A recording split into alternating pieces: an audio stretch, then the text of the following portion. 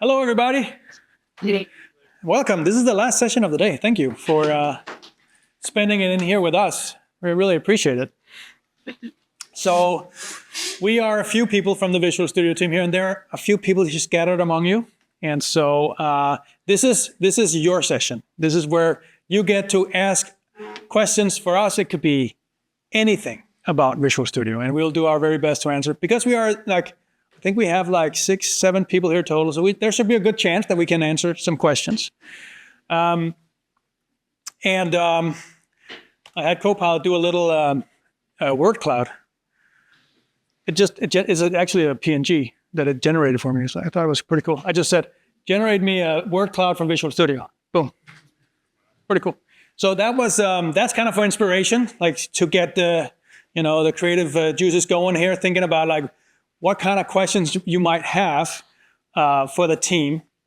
And just raise your hand. It's not that big of a room here, so I don't think we have a mic, but I don't think we can walk it around. So raise your hand, and then we'll repeat the question so everybody can hear it, and then we'll go from there.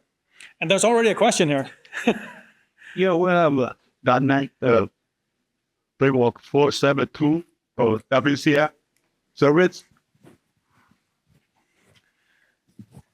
Well, for WCF service in .NET Framework 4.7.2, and it's still under support, right? There's no end date, but we're wondering. Yeah. Needed to WCF. Yes. Yeah. When?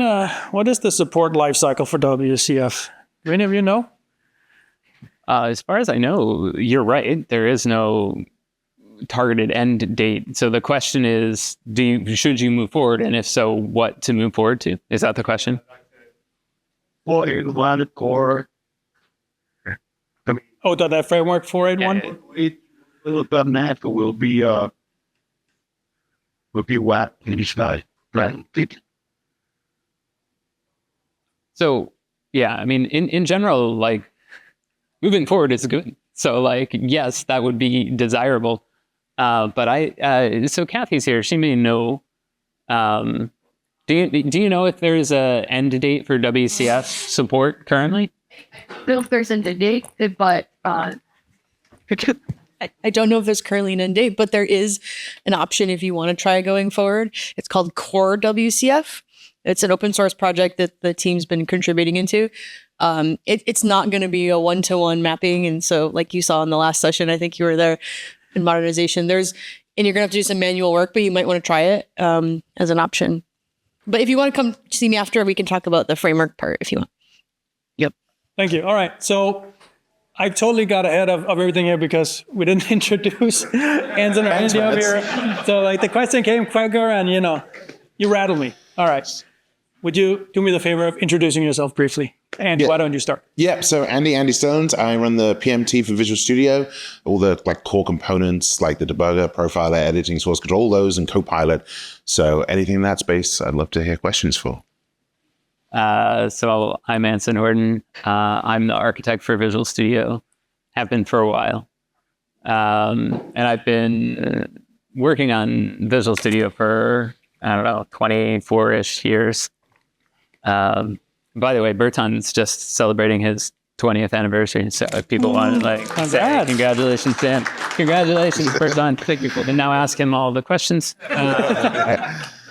And I've worked in various areas across Visual Studio, including C# and the main platform, cloud tools, some bunch of different areas. Most recently, working on Copilot, spending quite a bit of time with GitHub. So curious about any questions in that area, or really any of the areas of Visual Studio, although WCF is not my forte. All right. So, yep. That gentleman over there. Sorry, did see, man. Go for it. Wanted to ask, we saw the AI agent for Profiler. Mm-hmm. How well does that work with .NET Framework? Yeah. Well, I wish Nick was here and he could just answer the question. Is Nick in the room? No, he was just outside. Sorry. So it works. So the AI, hey, Nick, you're walking in. So this is the man to ask. Copilot Agent Profiler with .NET Framework. Yeah, works great. There you go. Yes, it works awesome. You're going to get better stuff in .NET Core, obviously, just because so much work has gone into it. But yeah, we run it on Framework for the profiler. We still have certain components that are that. And so, yeah, give it a shot. Is it fair to say, Nick, that the wherever the profiler works today, the agent will work with that? Yes. Yes, the agent will work everywhere that the profiler will. It gets a little bit weird in C++ because C++ doesn't have the canonical benchmark.net. And so we're still kind of working through that problem. The agent, I didn't get to show this yesterday, but it does know how to run the profiler just by itself. So if it doesn't have a benchmark and you can launch your application in Visual Studio, it'll run it under the profiler, it'll get that trace, and then it'll do improvements on that. Yeah. And that's actually a really good point, because I think there's insights in the profiler as well. So even if you don't use the agent to start your profiling session, Copilot is with you inside the report you get to help you identify and fix any hot paths you might have. Yeah. There was this over here first. So what about the profiler? We have C and C+ native code, and going into .NET through C++ CLI, and then C# on top of that. Will the profiler work with all of that together? Cool. Nick's the person. Nick, I mean, Yes, definitely. Yeah. it does. It works for C++ CLI as well. You'll get all the same features. You'll get the source line highlighting. The profiler agent will do that as well. I'll be completely honest. We have tests that test the profiler and the Copilot integration with C++ CLI. I have not used the agent to fix any C++ CLI code, but all of our tests are passing, so I don't see any reason why it wouldn't be able to help you. Other than, again, the benchmarking might get a little weird, but we are still working through that. Okay. All right. The one other thing to know about just C++ CLI is that because there's less examples of it in the wild, the models aren't quite as good at it. So you might get really good data from the agent, right? But you'll want to review the changes that it's making just to double check. All right. Over here. Thank you. I had a question about editor config. I didn't see anybody address it directly with Copilot. I'm just wondering, will it respect editor config, or do you need to duplicate all of those preferences that are non-defaults as additional like plain English things in the Copilot instructions? Yeah, you have a couple options. So by default, it basically, we pass in code that's like context around. And so it'll like try to mirror what the context is for the code that's around it, which often follows what you have in the editor config. We don't, by default, pass the editor config in, although you can, right? You can attach editor config just if you'd like, right? Just as an additional file. And another option is that you could put it in a Copilot instructions file and just say, please, refer to hash, editor config. And then it'll always be included in all of your turns, in which case that's probably the most efficient way to do it.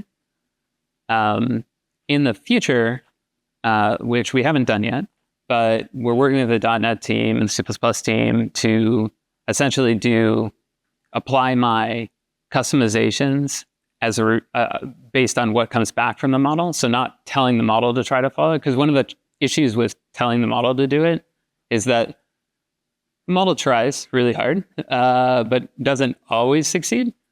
And so doing a pass afterwards, but without you having to do any interaction, will often get better results. So that is coming. But for now, I would say the Copilot instruction is probably the best bet. All right. Some good Copilot questions here.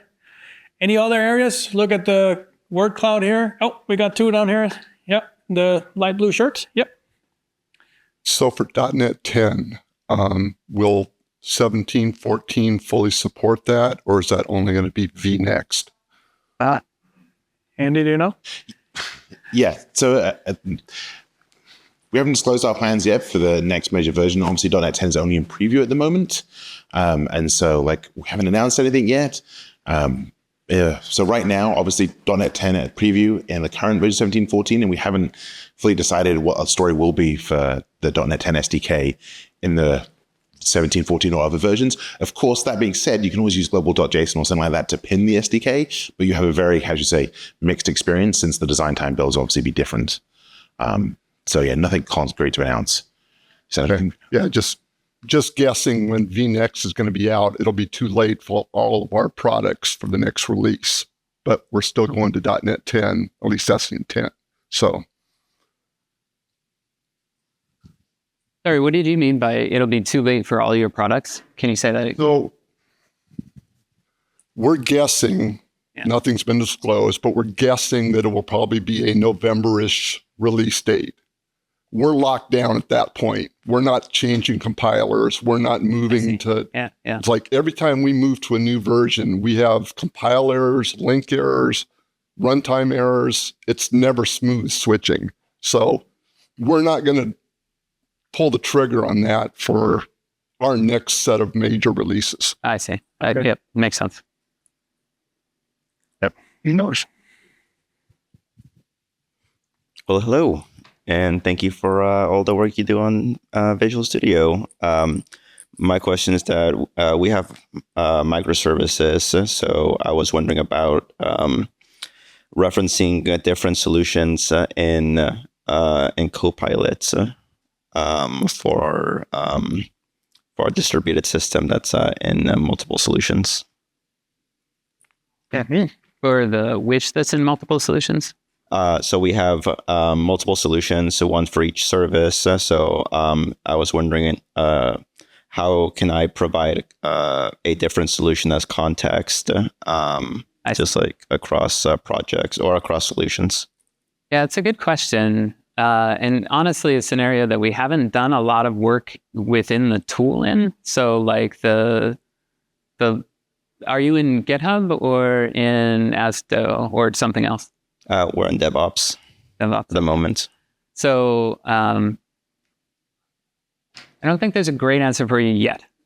You can always include whatever content you want. It's just kind of a pain, right? Like if you, but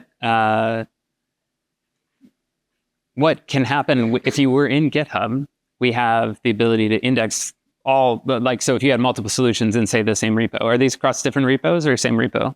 Different repos. Okay. All right. Well, you've upped the challenge here. So I don't think we have a good answer for you yet, but now we know the scenario as being one that you would care about. Do other people also have similar structures? Okay. What about the multi-repo stuff that we have support for? We do have that. So you can use, essentially you can open multiple repos at the same time, right? But you can't open multiple solutions at the same time, which is the challenge. Custom things. Carfragger. That is, okay. Yeah, I mean, that's an interesting idea. So like one possible way is that Visual Studio supports MCP. So it is possible to like write an MCP server that would have a tool which would allow pulling in context from, there's probably one that exists. I don't know what one off the top of my head, but I would look if there's an MCP server that will essentially read through your source files and pull in context from other solutions, right? You just point to directories or whatever. And then you could try to use that. So that would be, I would guess that might be an interesting short-term solution. Longer term, I think is a scenario that, given that multiple people, and to be honest, internally we have similar scenarios that we would want to support. So going forward, you can expect that we'll do something. In the short term, this sounds like an interesting opportunity or idea. Okay. Is there maybe, depending on your, like if any of these microservices, depending on how many projects they contain and stuff like that, you could create a new solution local to just you, and you can include those projects separately from all your repos. So it's like you can have, don't check that in necessarily, but it could be your, start point. That's the thing you load in. And then you can do solution filters if you want that on top of that. So you only get in, you only see the stuff that's relevant to you, for instance. Okay, that's cool. Well, Over there in the corner. There's a couple up here too, just so you know. Hello. So, as a follow-up question to that, is there any roadmap to improve the tooling for sub-modules in Git inside Visual Studio? I mean, that could help with this kind of a scenario, maybe. That's true. Roadmap is an interesting question because, like, it implies like a timeline. It is on the backlog to improve that support, and Jesse's here and may know the specifics of if they're. I don't know if we've announced a timeline or not, but I know it's on the backlog and an area that we know people would like to see improvements in. So I don't know if you have more to say about it. I caught the roadmap right. Oh, for submodule support, yeah. Yeah, so it is something that we know has been a request for a long time in the Git tooling area to support submodules more fully. Our multi-repo support is more broad and doesn't give great support for the specific submodule workflows. And in terms of a timeline, I don't have a better answer than what Anson mentioned, but we do have an active developer community ticket where we're trying to better scope the most important scenarios so that we can make some progress on it. All right, hands up again. I think we missed a few. All right, there's only one right now, I guess. Oh. Hello again. I have a question that's sort of relating to my OCD and wondering if you can help me address it. I have to turn off CodeLens because I can't deal with the inconsistency of the line height where it adds line height. I just can't deal with that.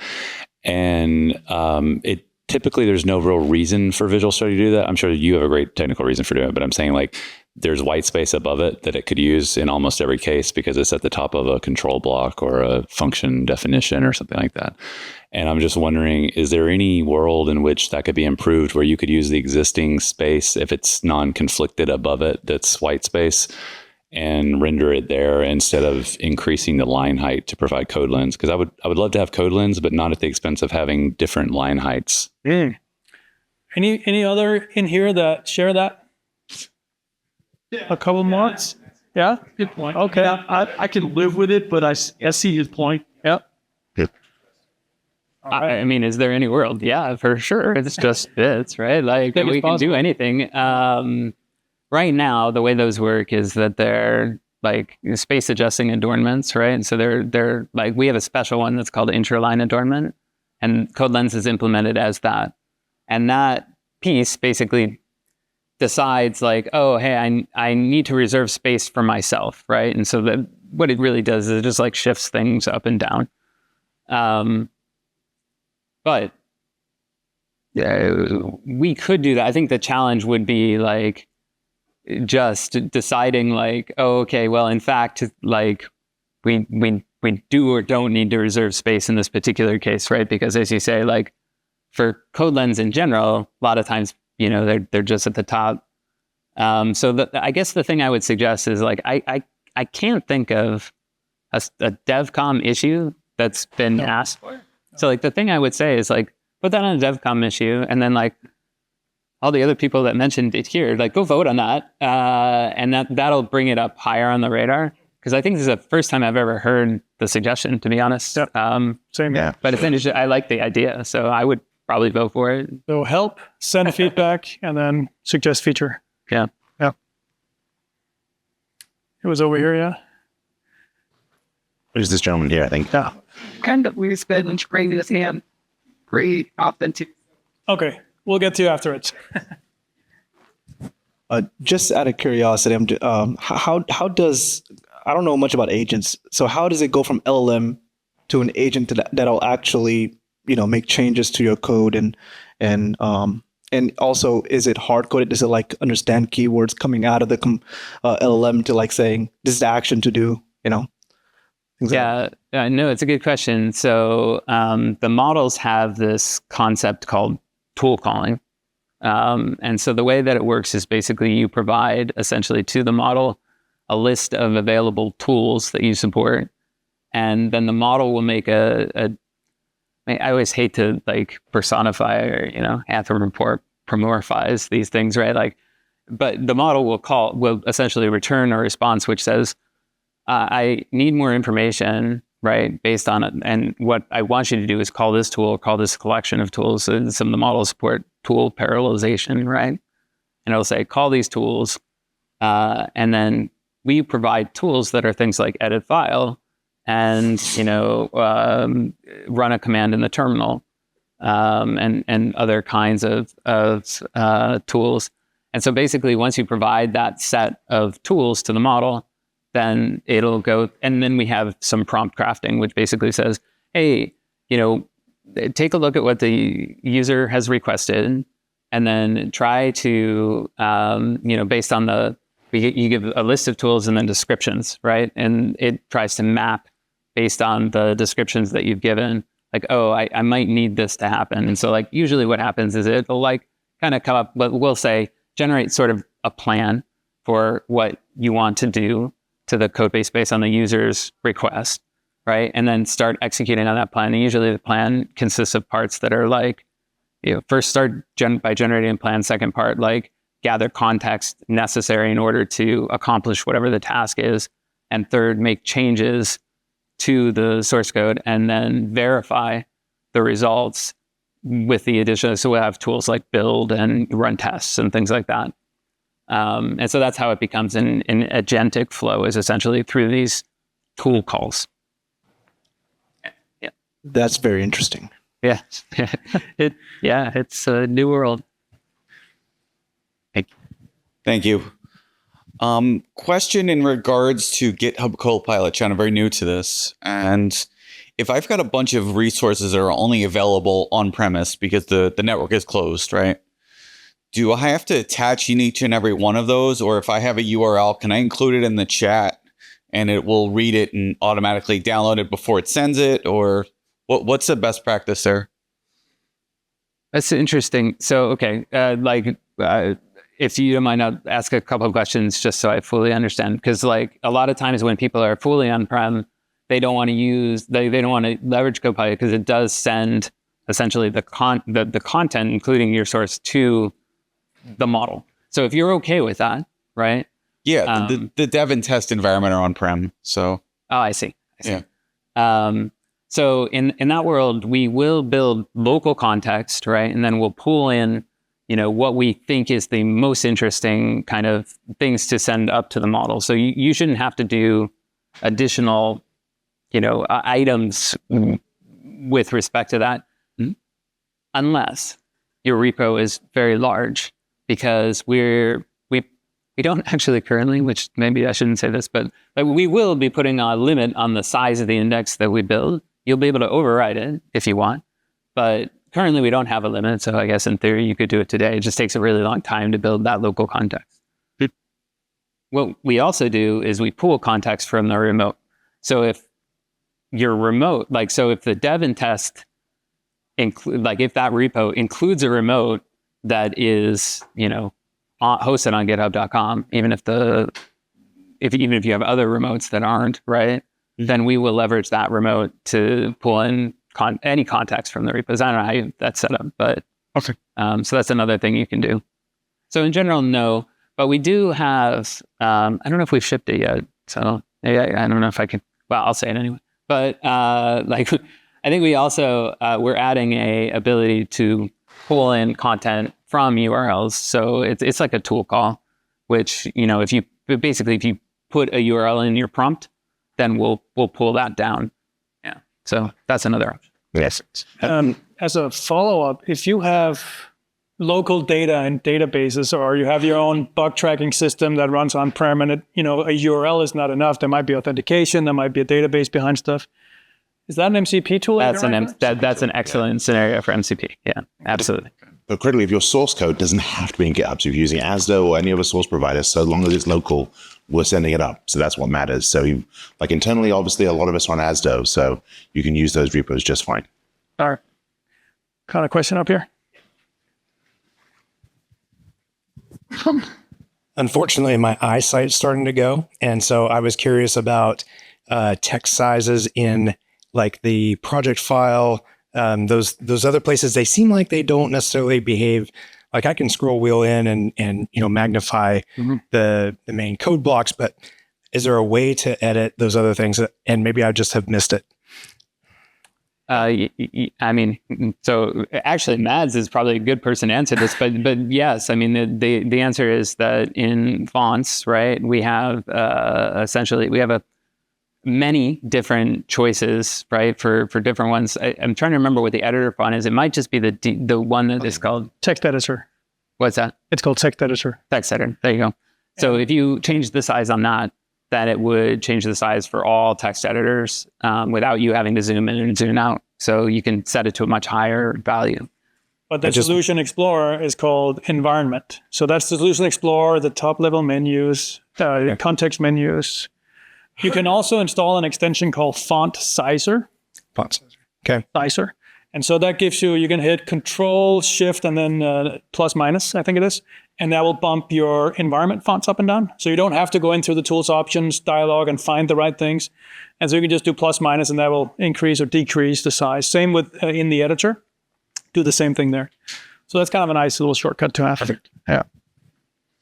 We do also respect DPI. So if you set the DPI in your system higher, we will use that. There's one over there. Over. Hey guys, this is probably more of an idea or something, but I love the surround shortcut in like C#. But then when I go to Razor pages, sometimes I forget to wrap a div around something, or I just want to add a new layer. It doesn't work there. Is there any way to do that now? I could implement myself, or is there any plan to add it? So just is it the Control KS or Control KX? KS? Yes. Surround with the snippets. Yep. So in HTML or in Razor, it's you can right click. I forget the shortcut. Dan, maybe you remember. Is it Control W is one of them. Control WD or something? Yeah. What is it? Alt Shift W. It might be, yeah.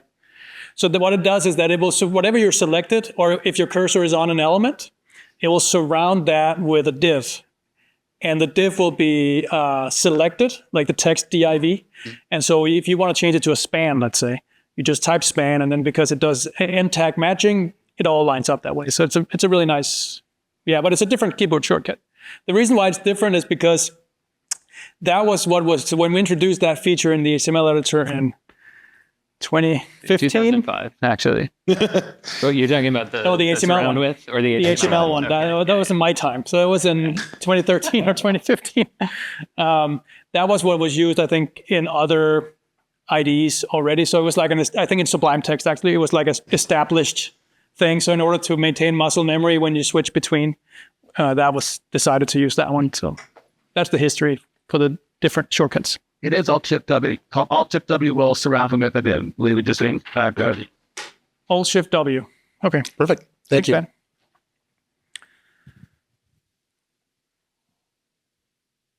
Ben. We got another one here from the back row.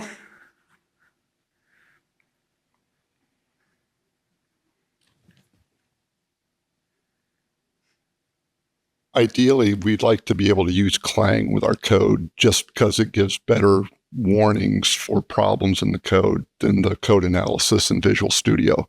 We don't want to use Clang for generating a final output. We just want it for scanning the code. We use #import all over the place to bring in stuff. And the type libs that are generated in the .h that's generated out of that is totally incompatible with Clang. So we can't use it. Any workarounds for that you could suggest? There's no one from the C++ team, Ivor, is there? No. Oh, yeah. I have no suggestions. Sorry. I think that's probably a follow-up. Like if you want to, we can probably give you a card or something. You write me a mail and we can connect you with somebody on the C++ team. They probably, I don't know if they'll have something, but they'll have a better idea than I do. Yeah. It was finally voted on feedback form and then shut down and say, we're not ever going to deal with this. And so, Okay. Oh, but it's still a problem. No. Yeah.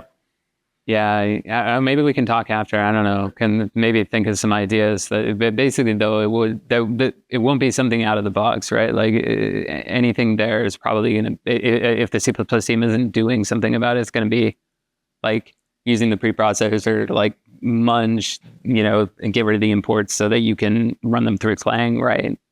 Something like that. But right. Any other questions? Yeah, got one more. Let's keep them coming. Any plans to make it easier to create NuGet packages for Visual Studio? So like having your own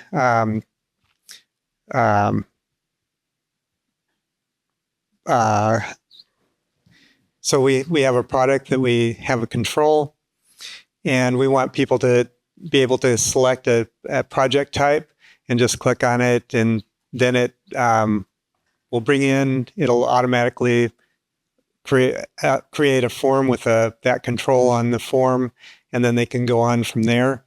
And we've just found it kind of difficult to create the NuGet packages. They're pretty complex. So is there any plans for helping with that? Can I just follow up question here? So it sounded like there were two problems. One was authoring a NuGet package could be easier. Are there any plans to make it easier? The other one was, can a NuGet package carry commands that puts in, so you can have a command added to the project menu, say add this NuGet package or add the control to a form or something? No, the NuGet package, when it's activated in Visual Studio, will actually, when you select that project type, then the custom project type, and so you create a project with that type, it it automatically SDK style. Okay, so the NuGet package is an SDK style project type that you import. Right. Okay. Right. All right. Good question. I'm not aware of any plans to improve the NuGet authoring experience. I don't know if Kathy or anyone else in the room has. Oh, there you go. all right. All right. Is it harder to do NuGet packages for custom project types than it is for like a regular library?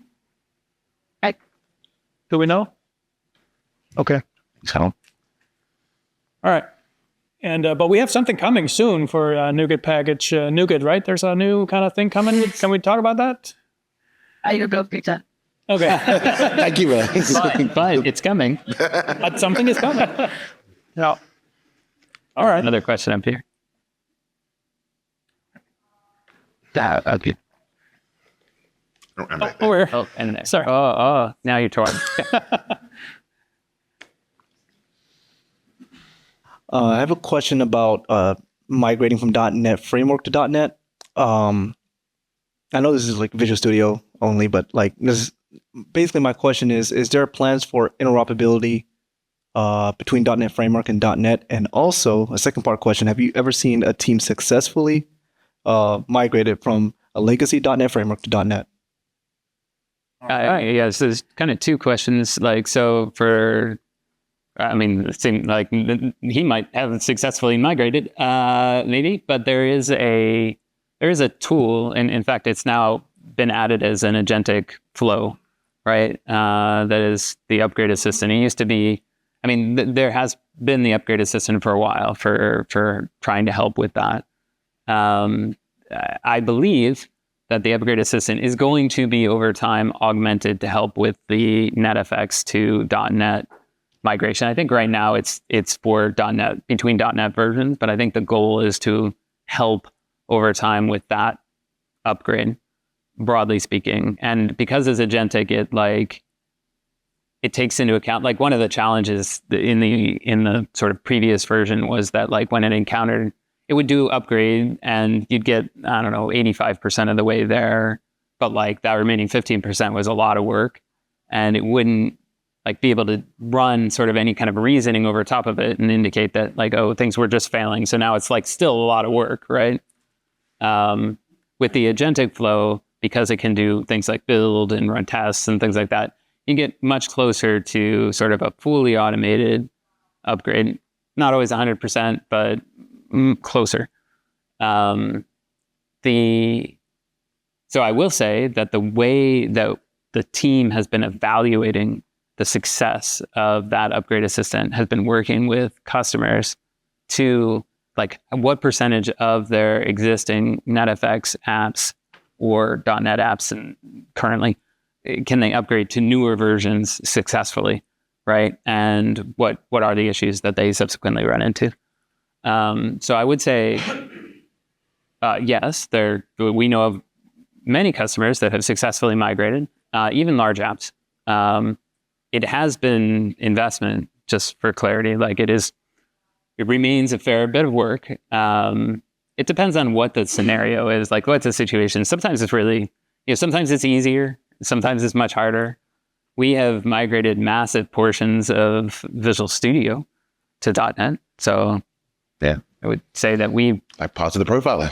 Yeah. So we have done that, but we have not migrated obviously all of Visual Studio to .NET. Like, so they're definitely, and the way that we then have done portions, right, is that we basically run certain pieces of Visual Studio out of process. And we have a mechanism for doing IPC between those pieces, right? And so like there's devm.exe, and then there's a host process that is a generic host that we call service hub. And then we have a mechanism to communicate between them. And then we have like, we use JSON RPC or we use message pack depending on the kind of scenario that it is. And then we have a way of sort of finding services between those, which is also public. It's called Service Broker. So if you're looking for a generic way to sort of communicate between NetFX and .NET processes, that's a place to look. Just look for Service Broker on GitHub. It's one of those things where no two apps are the same, and so it's hard to give any deterministic like outcome for this. If you have a vanilla MVC app on Framework, that will be easier to port than if it was a web forms with third-party control libraries that don't have a .NET equivalent. So yeah. Where's some? More of a lightweight question, but I came from JavaScript and from PHP, so Visual Studio is a little new to me. Just wanted to hear your guys' thoughts on like when it comes to navigation and key bindings, what you guys use as like your go-tos. I've really been enjoying Control- to kind of jump back to places. Just want to kind of hear what you guys use, because I know there's a whole bunch of ways to navigate, but what are your guys' favorite ways of moving through code? Oh, that's a good one. Yeah, I mean, I'm happy to answer mine, but like my guess is that if you asked the whole room, right, you get some pretty cool answers. For me, the funny thing is like, so you largely .NET or C++ or both? .NET. Okay. Yeah, I mean, Control- absolutely all the time. Mm-hmm. There used to be a stack, and I think we still have it. It's definitely still there in C++. It used to be there in .NET, called Pop Browse Context, which was bound to Control-Shift-7, which basically the distinction between Control- and Pop Browse Context was that Pop Browse Context would always navigate from your previous go to definition. So like if you did a go to definition and then you scrolled up and down and like moved the cursor around and you just wanted to go back from where you originated, Pop Browse Context would take you directly there. Control- will take you through your navigations until you get back. So I use that all the time. Though for a while it was removed, but I thought they added it back. Anyway, I made a big pitch to try to get it added back. It might have been the only one that used it. So there's that. There's go to type. Use all. So basically, we unified these things called go to all, right? And so I use Control-T mostly to access it. But there's another side of it, which is like feature support, which is, if I want to navigate to a feature, so I use Control-Q for that. I use the mouse forward and backward buttons because those are bound to sort of that navigation stack. It's funny, I had a PR for it in 2002, but we didn't add it till I think 2015 or something for reasons. But like if you hold Control and then hover over identifiers, right, and then click on them, then that does go to definition. And so when I tend to browse a lot more code than I write, and so like a lot of times I'll just navigate with the mouse, and that one I use all the time. Yeah, I mean, I used to be JavaScript dev too, and so coming to C#, like go to definition, find references, were like life changing. Even just doing like Control-Shift-F, find me everything that matches the like literal, like so those things are like life changing. Control-T that like consolidated a lot of the navigation into one place is super handy. Yeah, Control-KR for find references is another one that is, I don't know, just the kind of a funny aside, which is like when we shipped in 2002 originally, the first Visual Studio.NET, we had a thing that I think nobody really ever used, to be honest, because I don't like it was super like didn't make any sense. So we had to go to definition, we had to go to reference, and like people were like, "Wait, I understand. Like you go to definition, that makes sense. There's usually one definition. Well, sometimes there are multiple ones, but there's usually one, right?" But for references, there's always many references. I mean, very unusual for there to be a single reference. And so like the way go to reference worked is it picked one. So it would find a reference. And then there was another command, but nobody knew about it, right? Which was go to next reference. And so if you happen to know about that command, you could navigate through references that way. Anyway, that was the reason that we, in 2005, added find all references, which actually gives you like a list that you can navigate through, and you could also go non-contiguously. So like you jump to like the 5th version by just looking at a list as opposed to navigating through all of them. So it's definitely infinitely better. Yeah, to mention one other feature for navigation that I find super useful is source link. So if you've not like turned it on for your packages and your assemblies, turn it on because it enables you to browse source, not just in the binaries that you're building locally, but if you're picking up NuGet packages from wherever and they've included it, and you can navigate both while you're debugging, like you're at a breakpoint or whatever, but also in design time. So you can follow the references, not just into some sort of metadata extraction, but like to the actual like implementation, which is super handy. And then last thing, which is kind of related, is we also have like decompilation built in. So if you are debugging, you can like decompile any of the assemblies, generate a PDB for debugging, and view it, and like so, which is super handy, especially if you're debugging other people's code or you don't have a reference to it. So like definitely like look up source link from this. It's super handy. I'm gonna mention like 3 more, I think. 15 minutes later. One which is like there's a command. Some problem is I change all my key bindings. So I don't know what the key binding is off the top of my head, but there's a command that allows you to navigate between methods. It's basically between members in C#.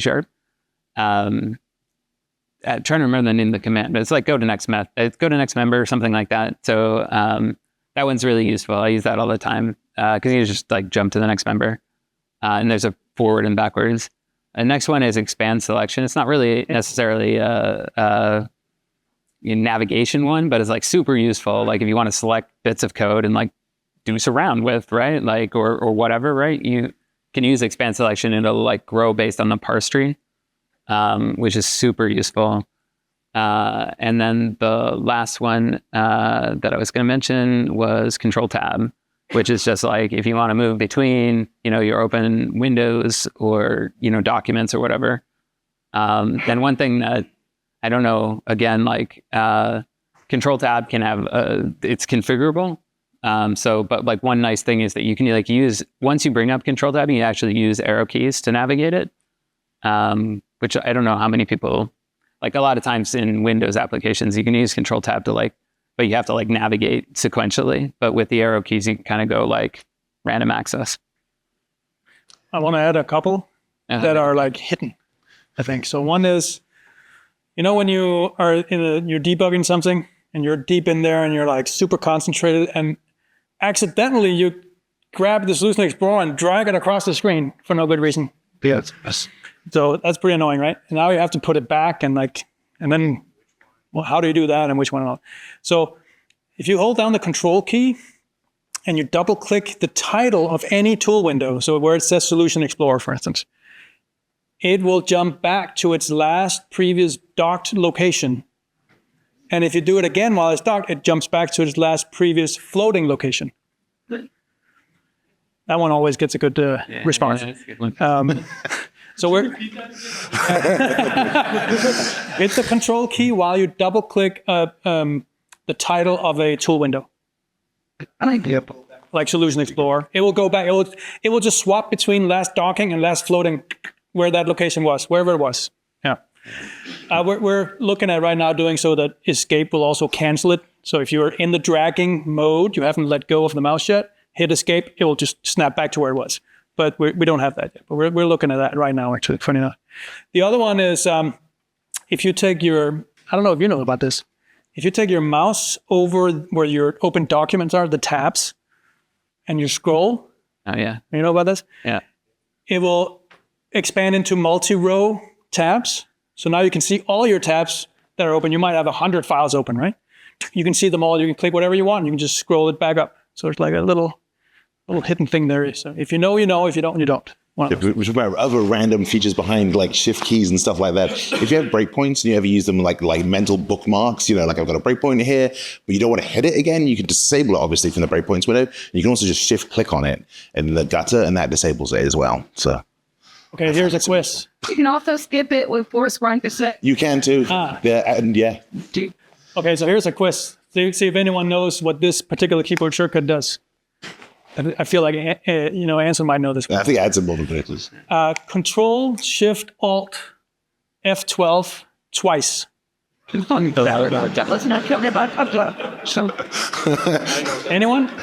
Do you want to say it? You said better. I'm not making it up. It's for real. It's for the GC, right? It is. Yeah. It's forced satisfaction. I don't think it actually does anything anymore. Does it? It still runs. Yeah. It's only usable if you're doing memory leak. Well, I've had what's it called, the Process Explorer open, and then hit that keyboard shortcut to see if it like releases memory, and sometimes it does a little bit, but I don't see much. But yeah. Sorry. I don't know if there are more hands here, but like I'll mention one other thing just so we can like see how esoteric we can get. But we have a thing called the go to find combo. I always mention this one. Not a lot of people use it. To be honest, like I could imagine a future in which it eventually gets removed. It's not shown by default, but if you go to the standard toolbar and there's a drop down for go to find combo, I have it bound to Control / I think that might be the default key, but I don't remember. But the go to find combo does everything, like everything in Visual Studio. And so like by default, if you type, it'll do find basically within the file. If you do the greater than symbol, it becomes the command window. So like if you want to open a file or like start debugging or whatever, it'll do that.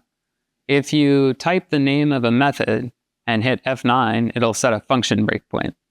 And basically what it does is that for any command handler that exists within Visual Studio that takes a parameter for the width over the exec, right? Then if you type in the name of that command past that parameter, it will run and pass that in. So it really does everything in Visual Studio.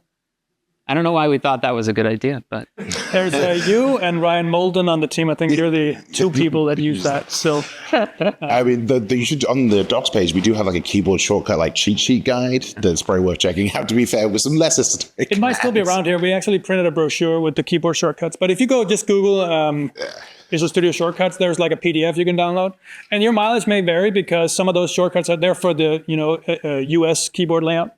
Yeah. So if you have a different layout, it might be a little different, but it's Control-Shift-P, by the way. That's a default keyboard shortcut for the go-to-find combo. Go-to-find, okay. And we recently removed that because we're now using it for the Control-Q for the find, that's right. the search feature. Yeah. So it matches the VS Code command palette, Control-Shift-P. Yeah. Yeah. Can we do a quick... Does anybody use print anymore? Who prints code? Control-P. By mistake. By mistake. Okay, and when you do you use the keyboard shortcut? Have it. Okay. Sure. Yeah, okay. That's we're like trying to figure out why we have tabbed Control-P bound to print for 100 years, and like we just can't imagine there's enough people that really need the keyboard shortcut for printing these days. So what problem is that shortcut conflicts with the VS Code shortcut? Exactly. Yes. That's the We export as the either file or command. Yeah. Yep. So you have like that memory. But I'll tell you why we have it, because we looked into it like not too long ago, and it was our theory was that no one actually does it on purpose.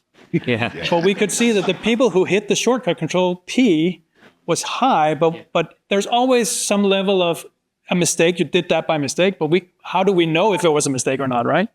So that was hence the question. Yeah, they actually printed, but that's a Windows thing all of a sudden, right? Anyway, all right, more questions. The question, yeah. Yep. So we recently went to auto-enroll with auto-deploy, and I had a problem with my laptop recently, and I could restart and install everything. So when I opened the laptop, Visual Studio was already there, which was genius.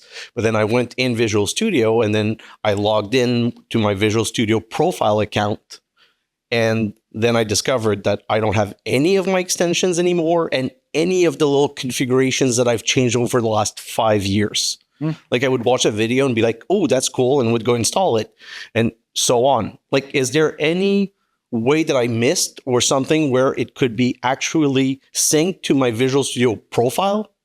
Like you guys call it a Visual Studio extensions profile. And the settings extensions and the settings, because like all of it. These are very customizable to the person. But remembering all of unless I start myself a wiki page of what I liked and what I changed on my machine, I've not been able to get back half of. And then I'm like, what was that thing that was so cool that did the thing? And I can't find it anymore. All right. So any idea of having an actual profile that syncs my preference and settings and brings them back? Yeah. Just you're on the kind of what version are you on? Yes. The latest. The latest. Okay. Yep.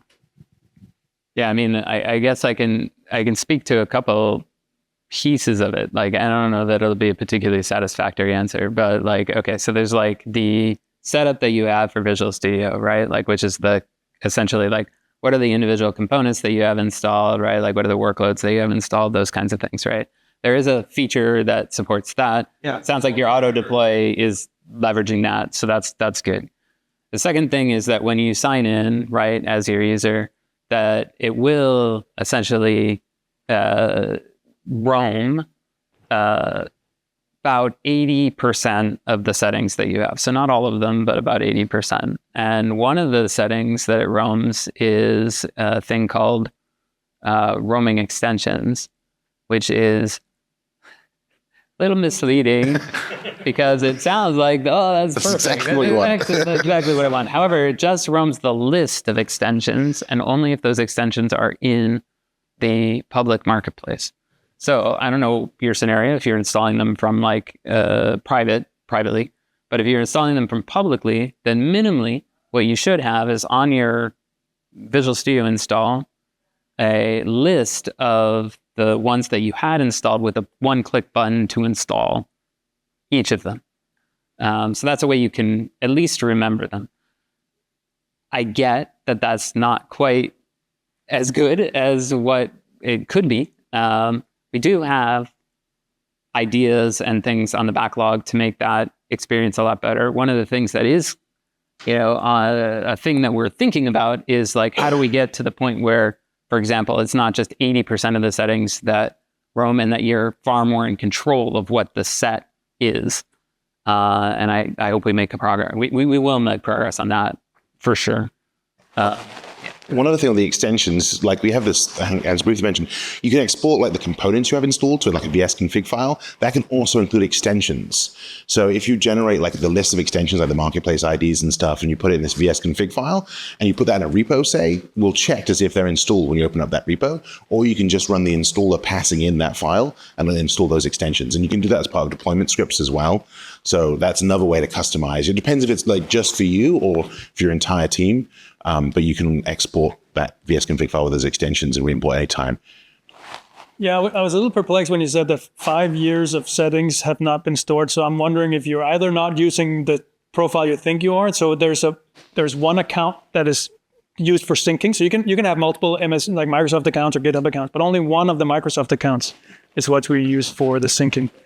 And so maybe it's not the right one, or maybe it was turned something or forgot. Yeah, or it was turned off because by default, and if you go to tools options, it's turned on the synchronize settings, but you can turn it off. Do you have access to the old machine at all? Like, can you export the settings from the old one and import? No. That thing. Okay. The other thing, just in case it's like useful for anyone, like the one that controls the roaming is what we call your personalization account. So like the icon that appears in the upper corner of the non-client area in Visual Studio, that represents your personalization account. It's like on the account settings dialog, it's the one in the upper left, right? So when you click sign in, that's the one that. The other thing it stores, by the way, is the list of accounts on your keychain. So those roam as well. So, yeah.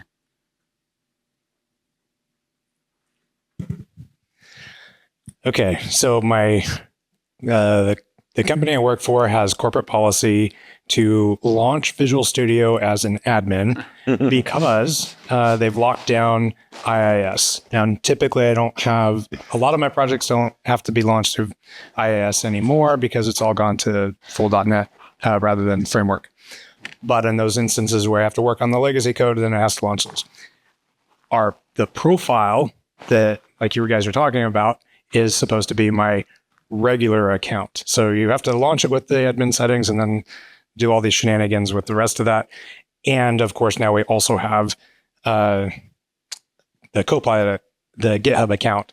So there's like 3 or 4 accounts that are attached whenever we launch Visual Studio. Not that we have to sign in with those every time, but it's annoying.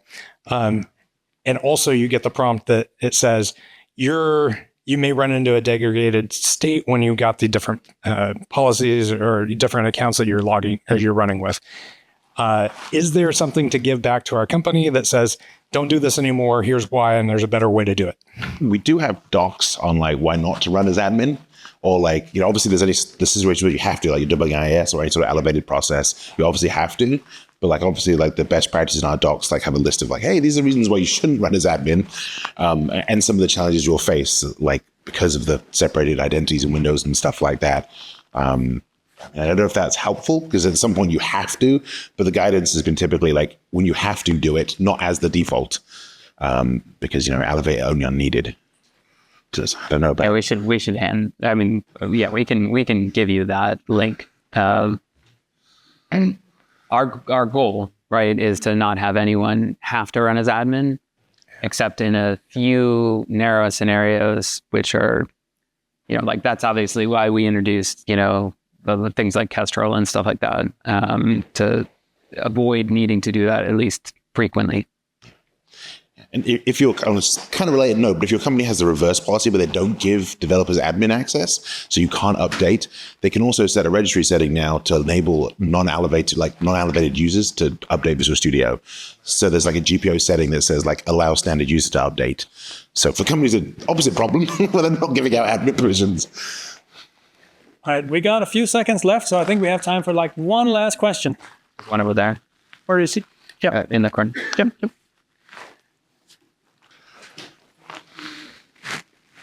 Yeah, we go to 4:15. Oh, that's right. Yeah. Oh, fantastic. My bad. What was the most difficult feature to implement in your 20-something years?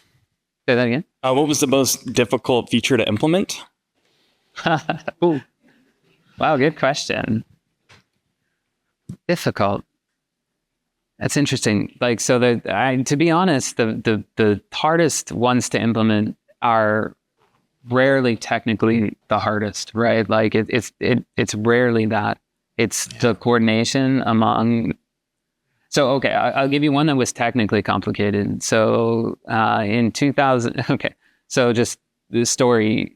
Like in 2002, when we were working on .NET originally, right? Like in beta 1, we shipped, like we wanted VB users to come along, right, to .NET. That was the goal.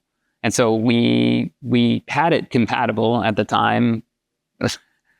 We eventually had to break that compatibility. It was not well received, people remember, but as part of that, we had edit continue, which was obviously a big feature in VB6, right? And so we had it in beta 1, and it was an absolute disaster. Like it worked maybe 2% of the time. Like it was just bad. And it was a beta, so we knew it was bad, but we also knew that the burn down to actually get it implemented properly was, and it, like architecturally, it was a mess. Like there's a bunch of reasons that we're like, this is just never going to fit in the original version. And so in 2005, we said, you know what, that is one of the core priorities of the division, is to deliver that. But to deliver it, it was technically quite challenging, because basically it was like, you know, in the way it worked in VB6 was it was all interpreted, right? So like it was much easier to essentially just redirect to like, you know, when you made some changes and like, so the interpreter would just run the new changes, right? But like in .NET, in the CLR, we had JITted, you know, huge portions of that code. So like the way that we needed to implement it was like, okay, well, we need to like basically put in, you know, essentially like detours at the beginning of function headers, redirect to like, because the code could be longer, right? Wouldn't fit in the same memory. I mean, like, but we need different stack allocations, like all kinds of things that made that technically very challenging. But the thing was, it wasn't just the CLR that needed to make the changes, right? Like the CLR needed to make certain changes, and there were certain kinds of things where like we decided technically would have been very, very difficult to implement, right? So like, for example, making a change to like a public type, right? Which would then require patching across multiple potentially assemblies, right? So we're like, okay, well, we need to disallow that. And so then in order to disallow that, we needed to make language service changes that would detect when you were making edits that we called root edits, right? So like you would make a root edit and we would have to detect it and prevent that from happening. And additionally, the compilers had to make changes to do what we call delta PDBs, right? So they would need to generate new code, right? And also generate, you know, different symbols that we could use for debugging the code that was being replaced, right, at debug time. I just made the assumption everybody knew what ENC was, but I don't know if that's true. ENC is kind of like allows you at debug time to make changes to the code and have those applied without stopping debugging, to the running application. And it was wild because like when we were working on that feature originally, we had companies that were like, hey, we run a manufacturing plant, we run it with VB. That machine runs for 2 days. And if it runs into a problem, we just edit the code, right? Like, and they can't just like stop debugging and start again because it's like 2 days of time, right? That kind of thing. So it's like, wow, this is really, really important to people. Anyway, so that was an incredibly difficult feature, both technically and coordination-wise to deliver in the time frame. So much so that we scoped it a lot to the extent of saying we weren't going to do it at all for C# in 2005. We're only going to do it for VB. And for C# we were going to do generics, and we weren't going to do them for VB. But we ended up doing them both for 2005. We managed to get them both done. So I would say that was one. I remember because like I gave a presentation to the POM of the CLR at the time and said we really need to do ENC for C# because it was the number one bit of feedback that we had from C# developers that were like, we really need this feature. Or like, yeah, it makes sense, good feature. So he said, if you come in here and say anything other than like, if this isn't just titled the best damn VB test case ever, then I'm not going to say. So I just changed the name of the presentation to that. And like, then they were like, all right, let's do it. So anyway, that was probably, but I would say now today, Copilot is an incredibly difficult thing to deliver. And a big piece of that has to do with like how quickly models are changing, like the AI landscape is changing. And then the second thing is just that it is essentially cross-company collaboration, right? Not just, I mean, like it's between Microsoft and GitHub runs very differently, right? But it's also between like, you know, GitHub and coordinating with Anthropic, with OpenAI, like, so I would say that is, again, technically there are pieces that are really complicated for sure, but like far and away, the most difficult aspect is the coordination between all these pieces and like getting to a state of like stability that we feel is like product truth. Because the other aspect is like, there's absolutely a huge amount of like, well, AI just solves everything. And it's like on the ground, that's not That's not true, right? Like there is a lot of work to make sure that what it delivers actually delivers, right? Real meaningful changes. Yeah. Sorry, you made a passing comment about Visual Basic and bringing Visual Basic people in, and I don't know if you guys know the impact you've had on people's lives, but I was a junior programmer in a firm that did ASP and Visual Basic 6 development, and we were always being a bit mocked because it's not a real language and it's not real programming and whatnot. And when .NET came out, we went to it because there was a Visual Basic .NET 1.0, and that's what we started with. And all of the blogs, all of the explanation were always not about Visual Basic. And we did an enormous amount of development in that. And when you broke compatibility from 1.0 to 1.1, we decided to launch in C# and like just go to 1.1. So there were 20 developers in the firm where I was, and you changed all of our life with that. So thank you very much for that decision and that move forward. I'm glad that it went to a thank you. Yeah, this is going like in a different way. I'm glad that worked out. Yeah, we got yeah. There's one back there. One down here. Yeah, lots of people. Yeah, I will say while we're waiting to get over there, that one of the things when I started that we had in the CLR at the time is we had both. That made it very complicated was that we had both object and variant as base types, and they didn't unify. And so like if you had an object, you couldn't convert it to a variant and vice versa. And that would cause so many problems. That was basically the reason and rationale that we had to break VB6 compatibility. So in case you're curious. So my question may not be just about Visual Studio, but maybe you could still provide some clarity or experience maybe. So we have an application we're rewriting. It's Blazor, but it's hosted by WPF. In the Microsoft Learn docs, it calls it Blazor Hybrid. It's not Maui, but it is very similar to what you would do in Maui. I'm mainly trying to figure out the best way to do some end-to-end tests. You know, Playwright can test Blazor when it's hosted as a real web application. And so that's one option, is we could test it as a web app essentially. And I was kind of looking at how VS Code does its testing, and I believe that's essentially what it does. But I was curious if you had any thoughts on how to do end-to-end testing with a scenario like that. So like you're talking about like automated UI tests? Essentially, running in a Windows app, yeah. Yeah. And is the automated UI you running just in that web view control in Blazor, or does the WPF host application also need to be tested with it? There's no WPF specific testing. It's just really the Blazor web view. So maybe the web testing is sufficient in that case. I guess, what are your thoughts on that? So, yeah. So yes, if you find a way to, the problem is targeting the particular web view, right? Like, so I can't remember off the top of my head, or I'm not sure if it's hosting like the modern Chromium-based web view control or the older Trident IE-based one.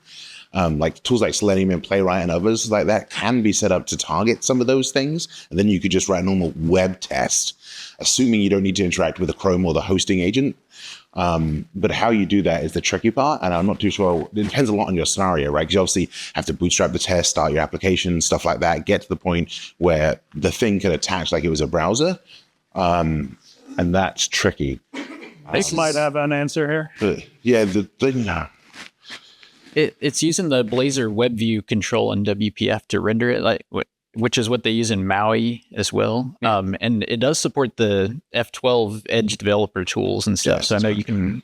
I'm thankful that we have all that. Is super helpful. Yes,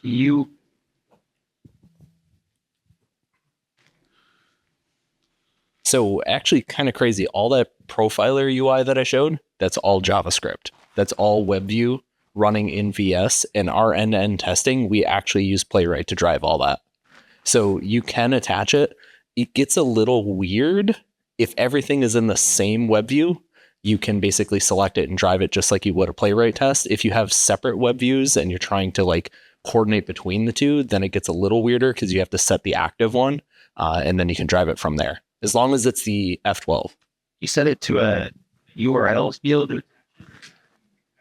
Yeah, there's like if I remember right, there is a DLL that basically gets ejected and then you set it to a URL. and then from there it attaches, and then you can drive it. Okay. You know if there's any public over to pick again. This is my run. Yep. And what's really cool, I have a developer who's been playing with this. Once MCP stuff comes out with all the Copilot, there's a Playwright MCP, and you can start having Copilot run and generate the tests for you. Wow. Thank you. Nice.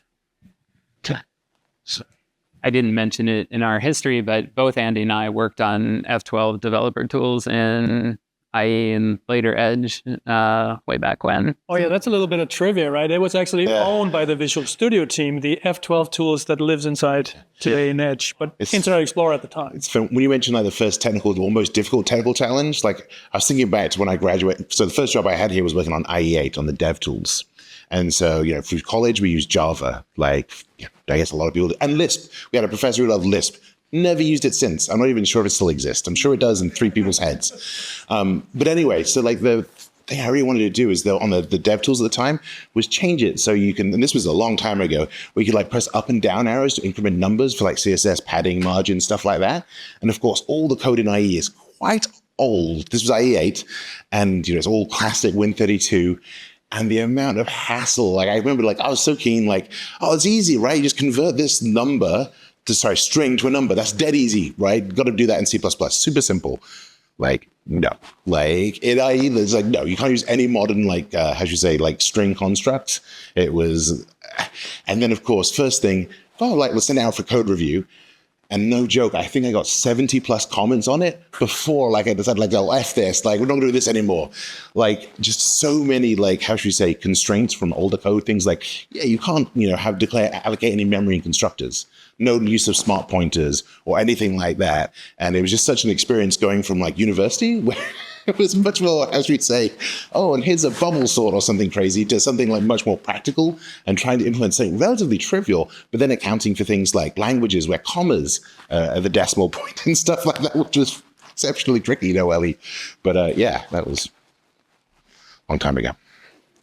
Funny, the IE team had a rule that they wouldn't, that's so strange to me, right? Today, if you want to make a COM component, right? You would use, GUID-gen, and you get a GUID to attach to it, right? So, it's unique. The IE team had a file where they kept track of their GUIDs, and you just increment it. And so that was the way that they kept track of it. I'm I don't get it, but all right, sure. Wasn't that hosted in a WebView before it was called WebView inside Visual Studio? This was even older than that. So yes, originally, a lot of the tools Nick was mentioning were hosted IE instances essentially. They're now Chromium instances. And there was the controls in IE themselves were moved to be WebView controls shared between VS and IE in the Windows 8 timeframe. They don't ever build any Windows 8 apps. No, we forget about Windows 8. Yeah. Any last ones? As I think we're about to get it. I know a lot of people are leaving. Yeah, okay, we got one last one. All right, this is it. And then we got a little reception going on here outside after. Oh, that's right. Yeah, that's the reception. Yep. I'm curious, what is the debugging strategy for debugging Visual Studio? So use Visual Studio. Yeah, I understand, but whenever you hit the debug button, and is it do you actually? I'm just curious. Do you actually see the entire Visual Studio running as you? Yep. Okay, you do. Could you theoretically hit the debug button again to debug something else? Yes. If you're working on the debugger, you need to. Wow. So you've got Inception. So could you attach that debugger to the instance of the hosted? I'm just curious. You can do all kinds of wacky things, I guess. But no, absolutely. But usually, we tend to work on different pieces, different components. So for Copilot, for example, Copilot's an extension. And so what happens is when you F5 in Visual Studio and you're working on it, it launches what we call the experimental instance, which is another Visual Studio with a different registry hive, right? That's distinct, right? So it doesn't copy over all your same settings and things like that. And then it installs that extension, the updated extension, into that version of Visual Studio, and then you're attached to it and you debug through it. We also often will do like attach to process. And then the other thing that we often do is that we debug essentially feedback, right? Like, so if you use a report a problem, you record a trace or something like that, then we'll use Visual Studio to open those, dump files or, and we'll debug through those. So that's another common case as well.